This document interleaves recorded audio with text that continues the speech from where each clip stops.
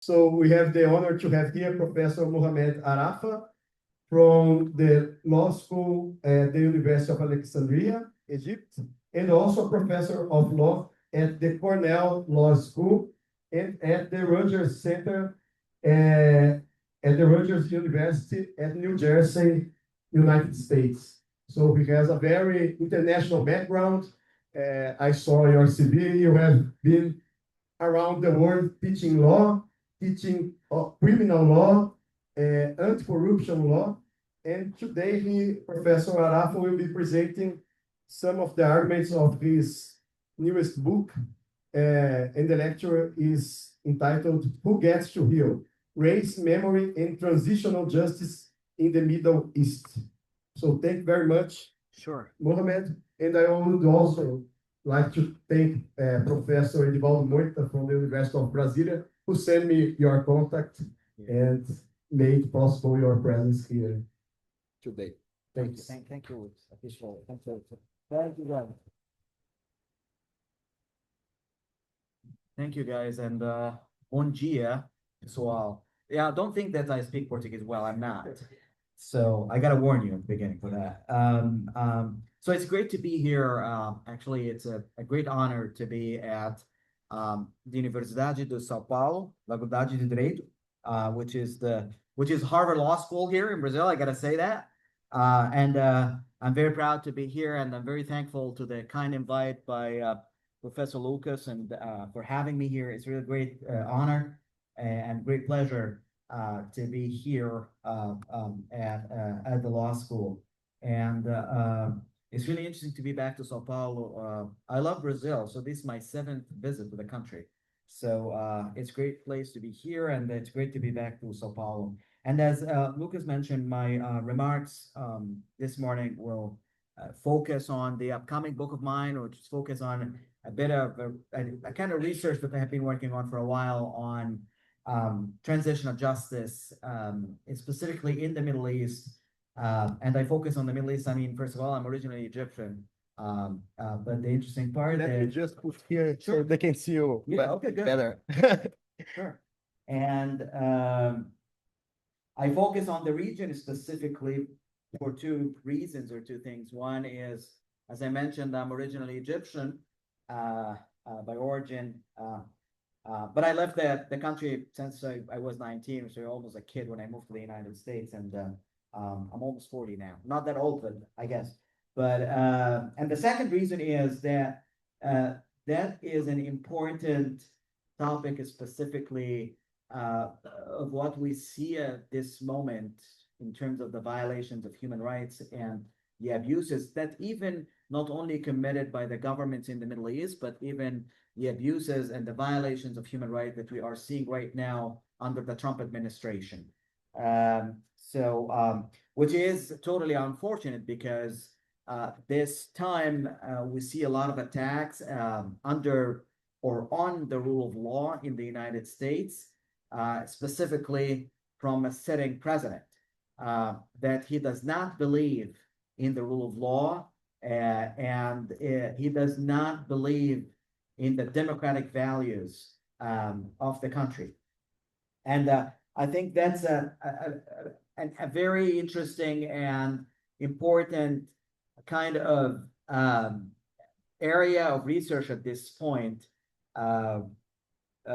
After his first term, I thought he was not going to be back to the White House. That's why I published a book on him in 2021. It's called Perceptions and Misconceptions of Donald Trump. Now I'm a bit afraid. We are now having a lot of attacks on the universities in the United States, as you guys hear. We have a lot of cut of the federal funding from the federal government. We received recently in April a letter from the Trump administration that they cut $1 billion from Cornell, not from the law school directly, but from the whole university, and they focus much more on the medical school and the medical research, which is totally absurd. This is the first time in the modern history of the United States to see this, which is interesting because for my American friends and American fellows, for them, this is the first time to witness this kind of experience. For me, I told them I born and grown up in a country in Egypt, as I told you. We do have this. I know what dictatorship means. I know when a person wanted to be a dictator and wanted to be an autocrat. For them, everyone right now, they mentioned the idea of like, oh, we regret our votes. I said, too late. We have been warning you for not doing this, because now you see that we're having a man in office that even we have Republican presidents before, but he does not represent the Republican Party. And I assume that most of you even have been reading or studying about the Republican values before. Never saw such an attack on the rule of law or on the educations or institutions, or firing people from the federal agencies like that without any cause, politicizing the judiciary, and acting by admiring dictators from around the world, including dictator of the Middle East. And that's a very dangerous, meaning that the rule of law and democracy in the United States at this moment is at a very great risk in that country. So I assume that the concept of transitional justice is kind of an important, and I'm very glad to speak to the future lawyers that I call, that I think the country now need you guys. Specifically, also, I've been following very carefully the recent trial of the former president of Brazil, which I know that it has been an interesting decision that we saw last week, the verdict that came out by the Supreme Court. I talked about the verdict a lot, even recently, last March, we had Ministro Barroso. He came at the University of Texas in Austin in a conference, and he's a good friend of mine. I received by him twice in his office in the Supreme Court. And I told him, because he's a good man, I really like him, but I told him, listen, I disagree with a lot of what you're doing, but I do respect him. I love him because I know that how passionate he is about constitutional law and democracy.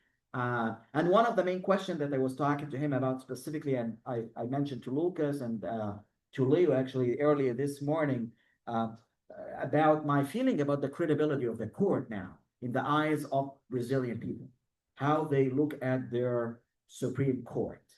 And this is important because this is a big problem right now that we have in the United States. When you look at the Supreme Court, which is almost politicized, specifically within the last 10 to 15 years, with a lot of policies that have been done, specifically by the Trump appointees. He have been a lucky president to appoint 3 conservative justices, which means that the Supreme Court of the United States will going to be conservative for decades to come. We have 5 now versus 3, 5 conservative versus 3 liberal. And I have also to be fair at this point, when you read even the ruling or the decisions of those justices, all of them, the 9 justices on the bench, you will be admiring their legal skills and the writing skills that they got. They are the best writers in the world in terms of legal ruling and the persuasiveness of how they design a legal decision. Even if we disagree with their judicial philosophy, and that's totally acceptable. That's how I think one of the main things that I admire the United States, and one of the main reasons when I decided to move from Egypt as almost a young kid to study in the US and to join the faculty and work in the US right now, and to see like these rules or values that I didn't see in my countries and in different parts of the world that I have been watching or teaching or living. I lived in 6 continents. Or 5 continents, which is interesting. So I have been watching a lot. I saw how the legal discourses and the political debates, how it has been held, or how it's kind of how the arguments have been formulated, and how people are respecting each other, and they can disagree with civility. And that's, I think, one of the main features of the United States political discourse, which now we don't have. Probably you heard last week about the Charlie Kirk incident, and it's very upsetting I totally disagree with Charlie Kirk, but I never wish him bad. We don't treat things in the United States by bullets. We debate things by words. This is how we used to do in the United States, and I assume it's the same thing in a civil society. So I started to remember our debates in the Middle East. I lived 17 years in the Middle East, and specifically, or recently, I lived in Saudi Arabia for a year, in Lebanon for a year, and I saw how they debate with each other. And of course, it's different. But now I was like telling my American friends, I told them, you wanted to taste that. Here we go. You voted for him. You voted for these policies. And they told me, everyone saying, if they regretted what they always saying, we didn't expect that. I said, he's not lying. He's doing what he had been promising on the campaign trail. He is a liar in a different way. But he exactly says what he will gonna do on the campaign trail. He came the second administration for retribution, and this is what he is doing. And I think it's the first time in history to see that the man of the free world, as we used to call him, intervening and asking the Supreme Court here to issue or to rule a decision for a former president. You are intervening in an internal affairs of another country for a trial of a former president. This is not your business. You cannot say, even whatever we do agree or disagree with what and has been silenced, whose rights have been systematically denied. So without these questions, I think the process risks being narrow and will ultimately be ineffective. I think one of the main messages of the book is that the systemic racism in the Middle East is required reimagining constitutions, laws, and institutions and policies of this country. Future reforms realize or most move beyond symbolic guarantees for real protection. Actually, there is also an interesting final thought here when it comes to the Islamic transitional justice, because a lot of people think that transitional justice is a Western concept, and that's part of the argument is true, but it's not accurate, because you will see 1,400 years ago, Islamic law, the Quranic principles and there are a lot of Quranic verses talking about transitional justice. So the idea have been deeply rooted within the legal system itself. But I think the important thing when it comes to Islamic law, it's a very complex legal system. And this is what I think the United States play a fundamental role in developing that area, because mostly you'll see that the well-known scholars in the field in the United States, mostly first of all, they master the language because they decided to live in one of those countries in the Middle East, like we have Clark Lombardy or Nathan Brown. These are big names of Islamic law in the United States. So most of these people came to Egypt or Syria or Tunisia for 5 to 7 years to study the language, to understand the culture, to know the laws. So they will be kind of neutral when it comes to their work and their research, which I assume it is important for someone wanted to study Islamic law to master the language, because there are a lot of legal terms that you have to understand in order to make sure that your research will be objective. In conclusion, transitional justice and systemic racism are two sides of the same coin. In the Middle East, the failure to link them has left societies vulnerable to cycles of unrest and repression. Yet the region also offers glimpses of how they might be connected, as we saw, as I mentioned, in Tunisia, truth thinking, in Morocco's televised hearing, in Iraq, reckoning with dictatorship, and in the persistent demands of civil society for dignity and equality. So the book will seek to explore these themes in a greater depth, with the hope that mostly we can eliminate pathways forwards toward justice that are both transitional and transformative. I think for only by addressing both past abuse and ongoing discrimination can the Middle East and indeed the world move closer to the ideas of justice, freedom, and equality that humanity so urgently needs. And I will stop here, and I look forward to your question. Thank you.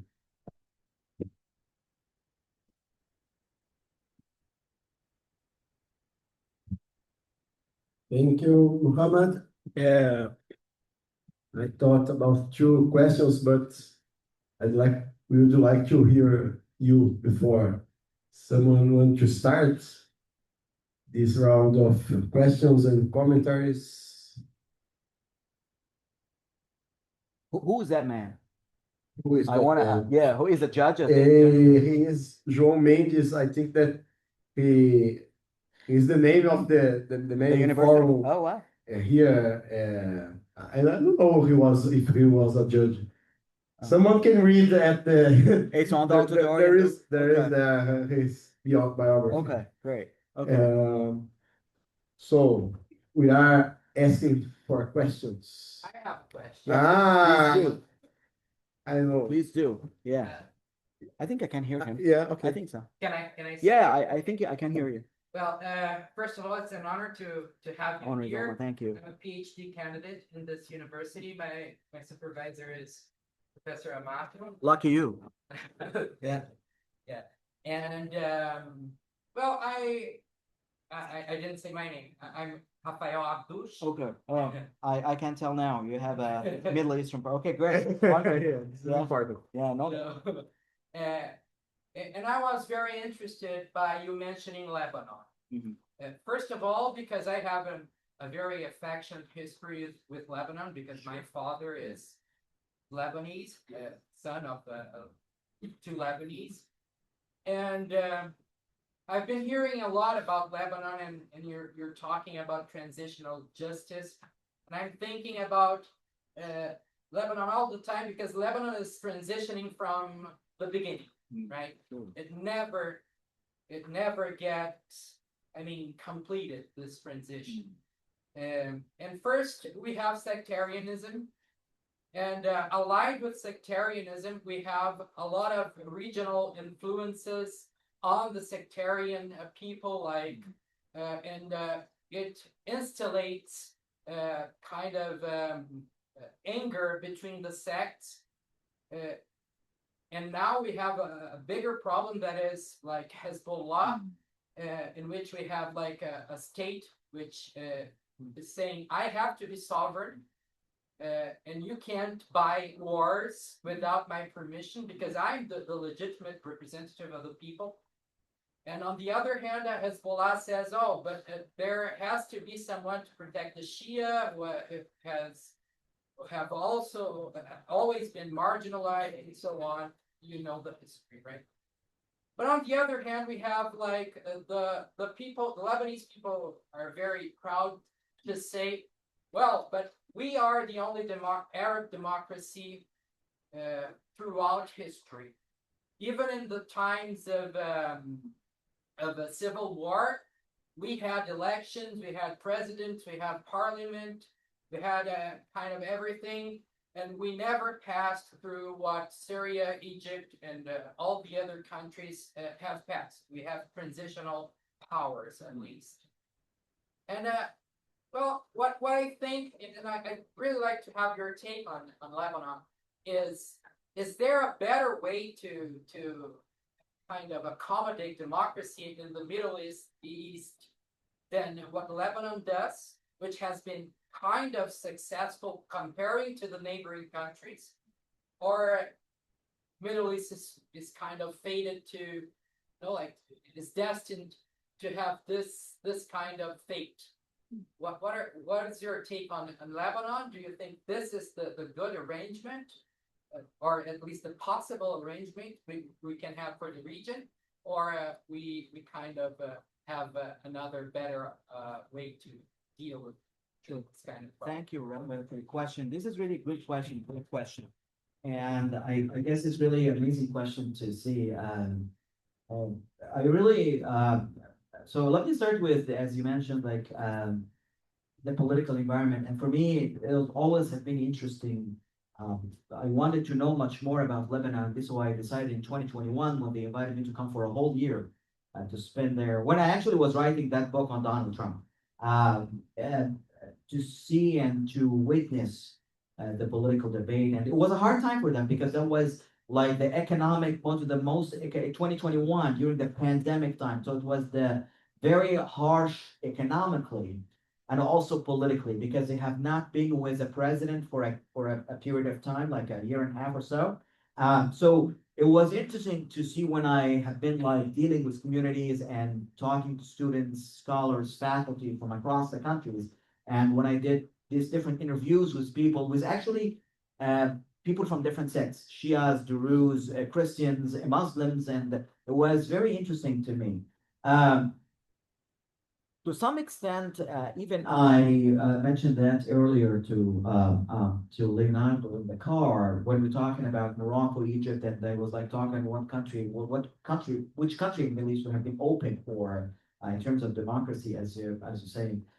I do agree to some extent when you say about freedoms and the democratic values that granted by the Lebanese government in general to the Lebanese citizens or to the people in Lebanon. One of the main things when I was decided to write this project, it was a kind of, it was a part of the Clark Initiative project in Cornell. And I had the choice to choose one of the countries in the Middle East to do that. And they asked me, of course, you're not going to do it in Egypt. I said, no, of course not. And then they told me either Tunisia, Lebanon, and Morocco. And I decided, I was in Lebanon before, but for short visits. But I decided to have this, or to spend the most of the year in Lebanon at that time when I had to make a decision, in order to question what you're saying exactly in terms of how the freedom of expression, for example, or the freedom of thought, or which I agree with you, as I told you, to a great extent on how Lebanese have been enjoying their democratic values in terms of freedom of expression. Everybody can talk about even criticizing the government or the president without fear of going to jail. And that's a totally indifferent when you're talking about countries in the Gulf, for example, Saudi Arabia, or even Egypt. You cannot do that because you know that the military will go after you. So that's a thing that I enjoyed in terms of how the freedom of expression have been addressed. One other thing is also I discovered, it's really interesting, is the freedom of religion.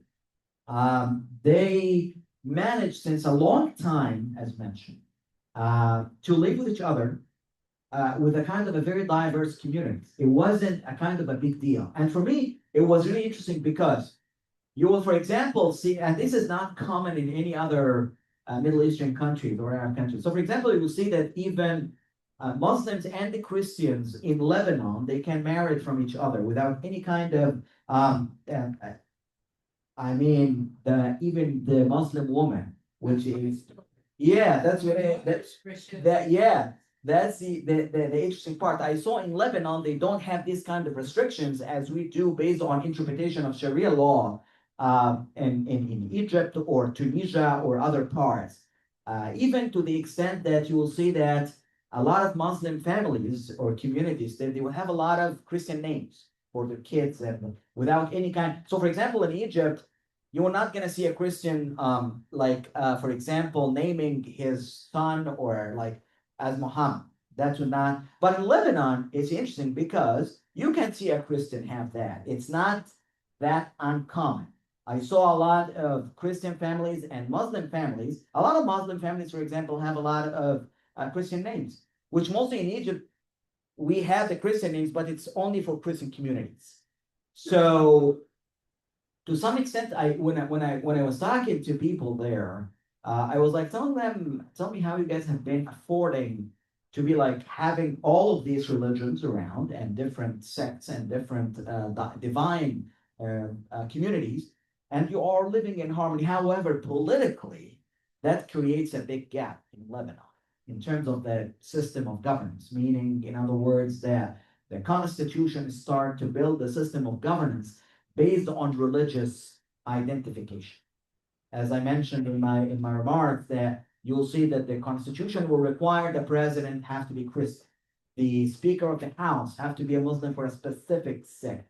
The chief of staff of the military or the commander in chief have to be Muslim from a specific sect, and it goes on and on. So in terms, I enjoyed how they enjoyed this, but I am not sure when it comes to the question of having Lebanon as a model for 100% democratic,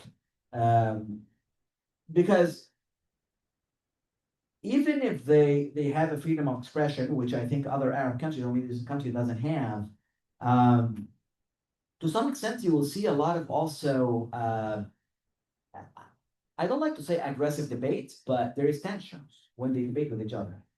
We didn't used to have this in the United States. Mostly, I mean, I think the healthy part of democracy, or used to be democracy in the United States, was that people used to debate with each other, like, okay, I disagree with you, and I don't care. Like, we respecting each other in that sense. So it's not like we fight with each other. Now we see that they are fighting with each other. And that's a kind of a theme or a feature of the Middle Eastern world, or let's say undemocratic 100%. But I do agree to some extent that Lebanon is the most Middle Eastern country enjoys some good freedoms that other countries that they have their constitutions talking about it, but they don't enjoy it. I mean, as I tell, in Egypt, every time when I go, it's interesting because when I land at the airport and I got my passport stamp, my mom told me like everything is all right. I said yes, I get in because I'm not sure if they are tracking my articles, my work, my publication because I'm not a fan of the military government. So I write about democracy in the Middle East and they track these things. So and then when I get out of the airport, my mom always like say, okay, so now we are in Egypt. You're gonna stay for a month with us. You have to just to enjoy the food and these kind of things, and you have to shut the fuck up in terms of politics. Use my language. In terms of politics, because she know that if I talk about politics in Egypt, I'll be in jail. So that's not in Lebanon. No, there is no kind of fear when it comes to this. One last point in here, the judiciary, the judicial system in Lebanon. I did enjoy to some extent talking to judges, but I saw they always are in a very good relation with Egyptian judges as well, because mostly Egypt and Lebanon, in terms of laws, there have been a lot of exchange of faculty, judges, in terms of cooperation and stuff like that. But I got to know that a lot of judges in Lebanon start to be politicized as Egyptian judges. And that's dangerous for democracy, which is the same that we have now, as you know, in the United States. The judges are start to be politicized. That's a big feature. If you start to see that the judicial branch or judges, because they have to rule 100% objectively. They do not have to participate in politics. That shouldn't be the thing. But we see now across the world that judges are playing political role, and that's a very dangerous feature for democracy. I hope that answered your question. I'm not sure that answered, but I hope that answered your question. That's awesome. Yeah, thanks. Other questions or comments or thoughts or whatever? Yes, go ahead. Whatever you want. I mean, I think I can hear you, I guess, from here, but I mean, feel free if you wanted to take that thing.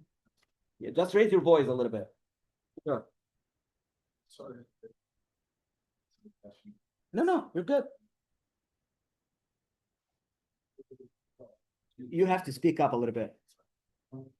Now, and for like 2-3 years ago, we saw a lot of movement on countries like on Saudi Arabia, on Qatar, that moved some entertaining politicals to pick up that nation from people to their countries. And we can see it from the World Cup. Yeah. We can see it from a lot of millionaire people from this country that owns a lot of companies around the world. So my question is, this kind of programs and the attention that they are bringing to their countries impacts somehow and the life of the people that lives there, and it can make changes into the law system and how they lives specifically in a way of more diversity and liberty kind of life. Well, that's great. What's your name? It's David. David. David, this is a great question, and I think I will reflect on this specifically from some of the experiences that I saw in Saudi Arabia when I was living there, because you're talking about a specific part of the Middle East, like the Gulf. And it's also an interesting part when you see how the United States foreign policy right now is dealing with that part of the world, because mostly you see that the foreign policy is shifted right now from respecting human rights and democratic norms to be okay with dictators and the abuse of human rights, which is the Crown Prince of Saudi Arabia is doing, the Emir of Qatar is doing, the Sheikh of United Arab Emirates is doing, even if you're talking about other countries like Egypt or Tunisia or so. But I mean, specifically that part, because that part mostly enjoy the oil and enjoy the unfair distribution of wealth when it comes to that part of the world. Most of the expats or the foreigners that I saw in that part of the world, Americans, Canadians, Brazilians, I saw a lot of Brazilians actually in Saudi Arabia and United Arab Emirates specifically too. I realized something interesting, which I was at the beginning wasn't able to see that even for myself, which is the same thing is that we are all here for a specific goal. We need to achieve that goal and get the hell out of there. Yeah. And you see, this is the mainstream for all of the people that they are there from across the world, which is mostly that you have a commitment in your country. Like mostly in America, we go to these places because we have to pay for a down payment for a house, that you have a big mortgage that you wanted to pay for. So you need to, because you don't get paid that much in the United States as in these Gulf areas. So when I start to talk to American friends there, Canadians, even the citizens, like the Saudis themselves, and at that time I used to teach courses on international law, constitutional law, which is mostly that you have to focus on constitutions, democracy, and this kind of thing. Students and faculty was like asking me, why you are really caring that much? I said, what do you mean? I think it's our job. Even I was surprised and shocked about the remarks of the dean and the chair of the law department at that time. They told me, Mohammed, we know that you are here because you want to make some money because of the house that you are buying in the United States. I said, yes, that's a reason, but that's not the main thing. In the end, I'm a scholar, a professor. We have a message to the student, to the community about things that we do, because in the end, our words, I think, at least it can leave some influence on the people, the leaders of the communities or in the society. They do not get that in this part of the world. You will see this is totally different than, for example, in Lebanon or Egypt, because Egyptians, Lebanese, Tunisians, there is history there, there is system, there is states, like organized concept of state, meaning that those communities are interested in understanding, in learning, in educating, but people go to the university in Saudi Arabia or to United Arab Emirates just to buy a degree. Even when they come to us in the United States, they come to us, they pay full tuition, which they are the only citizens or national that they pay a full tuition. Scholarships is always for Lebanese, Egyptians, Latin Americans, Europeans, even Americans, because there is nobody can pay for a school to study in the United States. You know, I mean, like Cornell now, I mean, the 3 years is more than $300,000. 300, not 3,000, 300,000, meaning $85,000 per year to study at Cornell. So who are going to pay for this? I mean, as I mentioned, even Americans, they can't afford that. There is no family in even America can do that. This is why the students in the United States have to work, because they have to get loans. And then after they get out of the law school, they go to a law firms and they can stay for like between 5 to 7 years paying back the loan. So they didn't even enjoy their full salary after they graduated, but they wanted to be in a school. So that's not the case in the countries that the countries that you mentioned, because they feel that everything is for granted.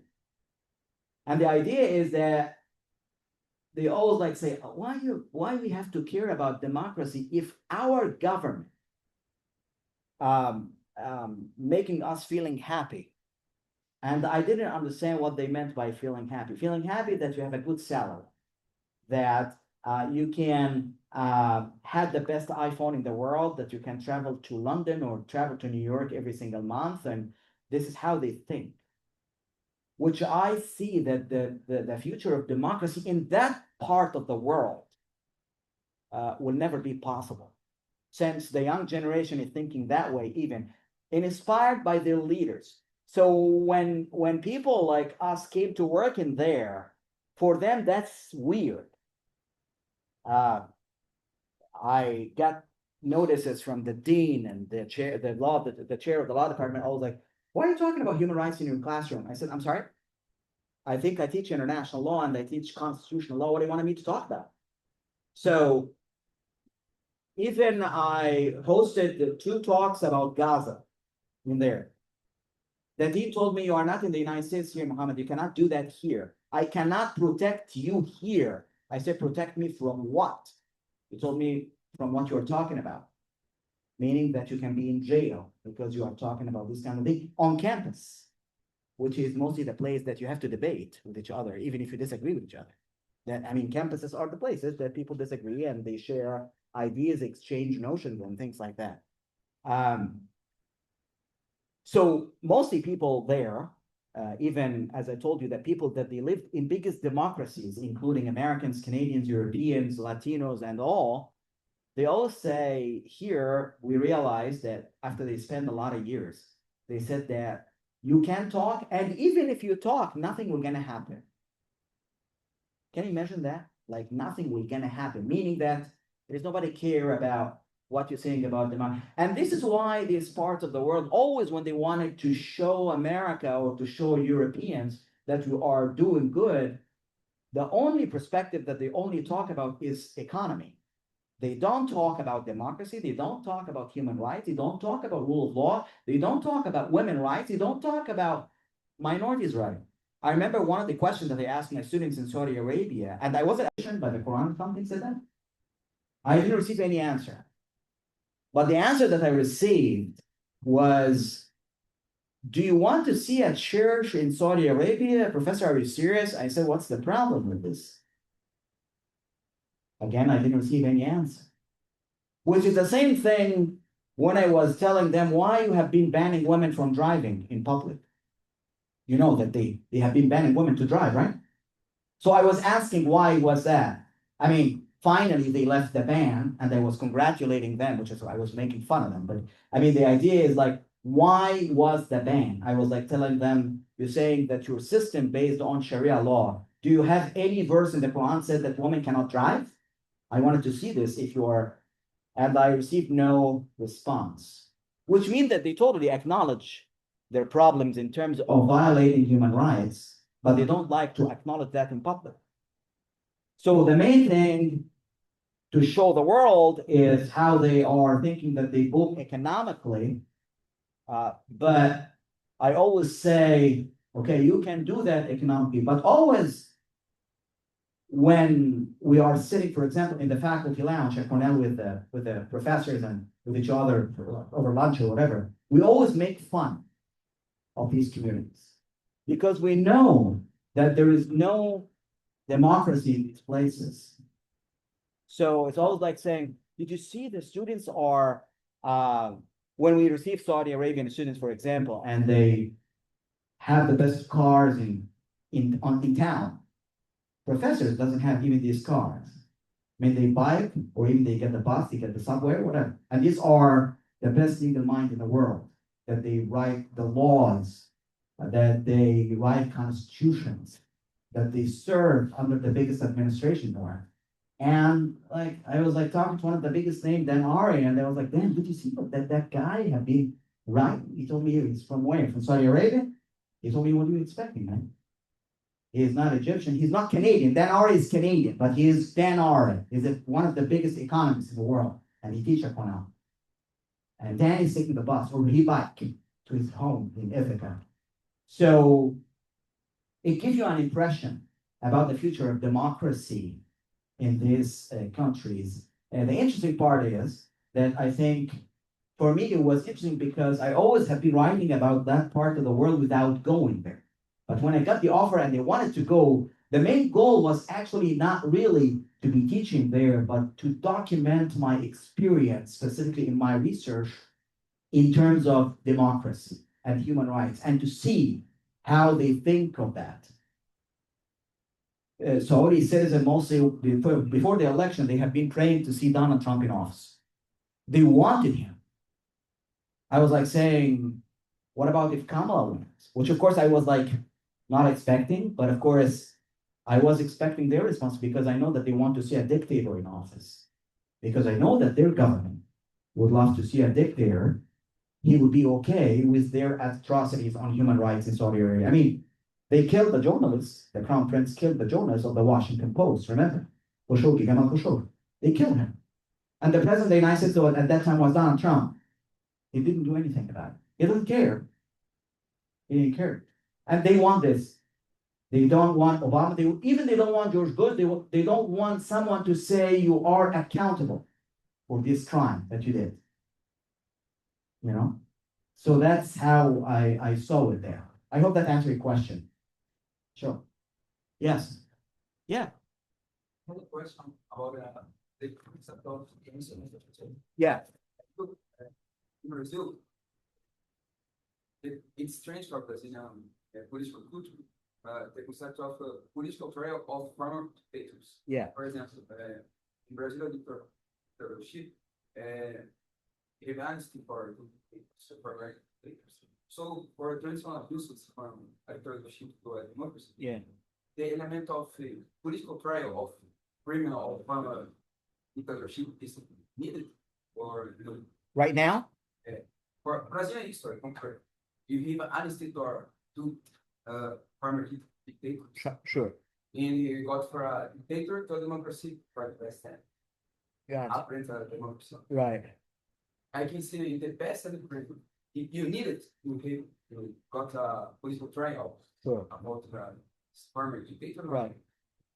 I think it's important to set an example when it comes to a criminal trial, because this is one of the main mechanism transition. This is a great question, actually, because one of the main mechanisms is to see criminal trials, criminal tribunals of people that they have been in office or served in office, but at the same time that they saw and experienced and they witnessed and watched like crimes have been committed against people when it comes to human rights. I mean, I remember in Egypt during that transitional period, there are a lot of people from the opposition, from the Islamist party, they have been killed by the military. And at that time, the military was in charge. I mean, they didn't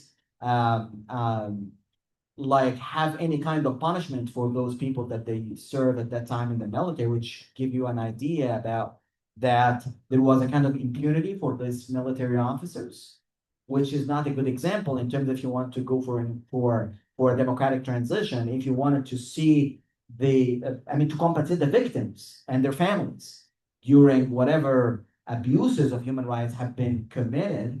So I do assume that setting an example of a leadership is a good thing. One associated to your question, one of the main things that I realized by the end of the Biden administration, that he came to office from the beginning because he just wanted to try to make sure that Trump will not be back to office again. And unfortunately, he failed in doing that. Yes.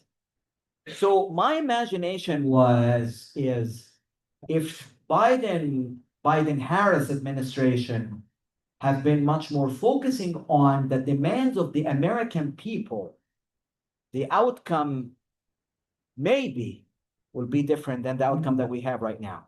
He came into office because he said, oh, I didn't want to see Trump again he himself during the campaign said, I will be a transitional president, if you remember. He said that I will come just to serve for a term and then set the ground or pass the torch to the young generation.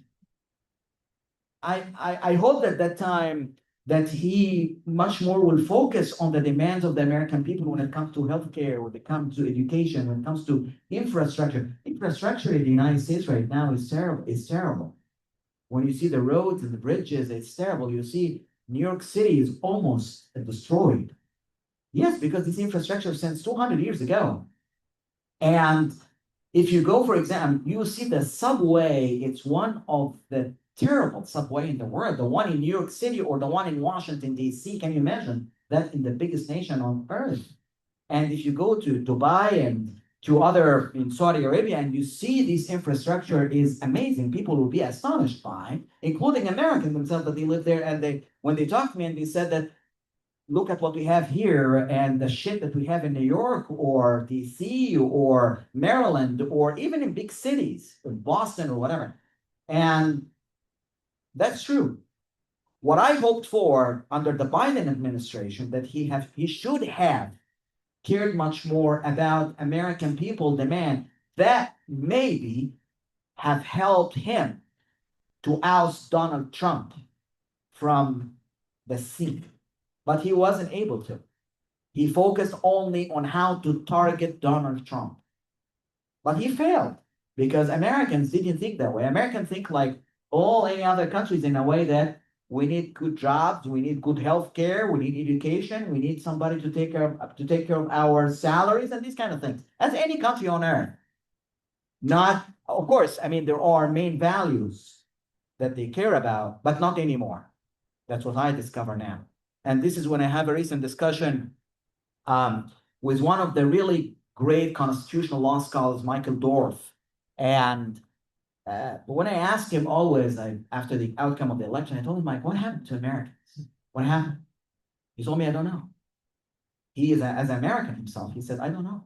He's Jewish American. He told me, I don't know. I don't know. And he told me, well, you tell me, you are the one that you left your country to come here. I said, I come here for these values that I wanted to cherish and share, that I didn't have this in my home. This is what I came here, which is why all immigrants came to the United States, to share these values. But now you don't see this anymore. So that's still a pending question, by the way. I think 2026, the midterms, and the 2028 presidential election will be another turning point for Americans. Not only for Americans, but for the world. But I do 100% believe that America will not be able to heal for decades, even if you have a Democratic president coming in 2028, because the rising of Donald Trump into politics poisoned the political environment of the United States.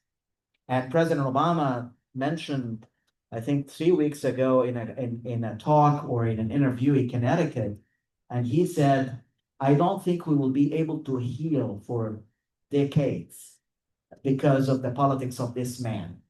I mean, we disagree. I mean, I have been fan of Obama, but I didn't agree with all of the things that he had been doing. But I mean, he has been acting as a president. He knows how to act as an adult. That's the idea.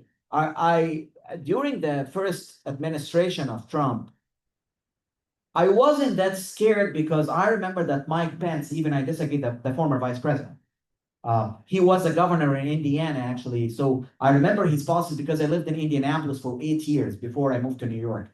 So it was like, I know that Mike Pence was very conservative. The policy is not in a good shape. I disagree. But the one thing that I didn't feel that I was afraid was that I know that the country still, if we have the Trump in office, that Mike Pence, at some extent, he will act as an adult.